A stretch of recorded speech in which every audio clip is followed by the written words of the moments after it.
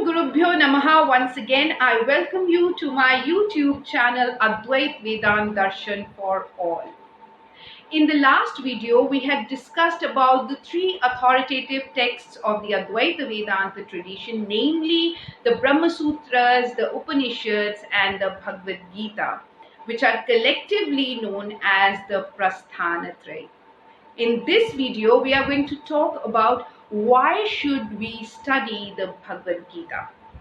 But before we arrive at an answer for this question, let us first understand that one universal calling, that one universal thing that every creature seeks.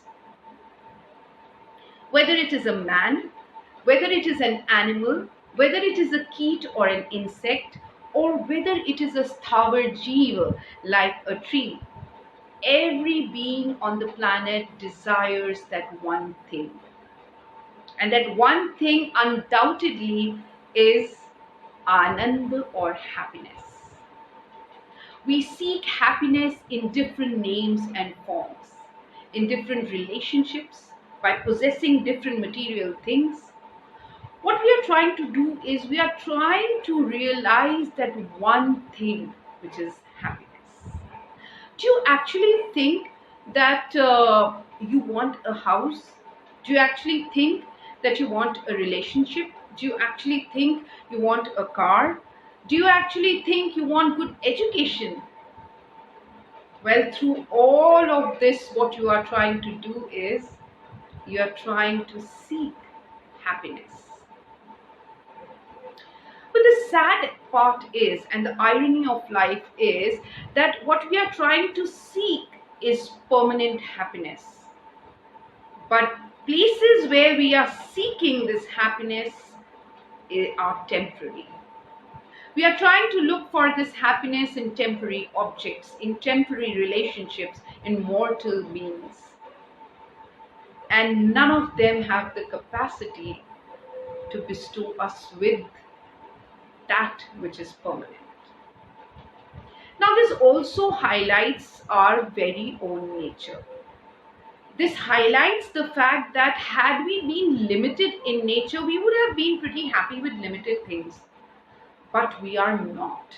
We are always seeking permanence. And that highlights the fact that we ourselves are permanent in nature. Now, this also reminds me of a beautiful example that my teacher gave me while I was studying the Bhagwad Gita Bhashya. So, when we were talking about something similar to this, my teacher said that whenever we try to extract a permanent joy from temporary objects,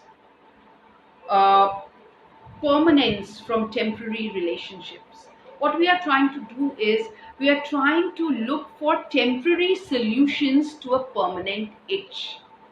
How beautiful is that? Temporary solutions to a permanent itch. Then what is it that we seek?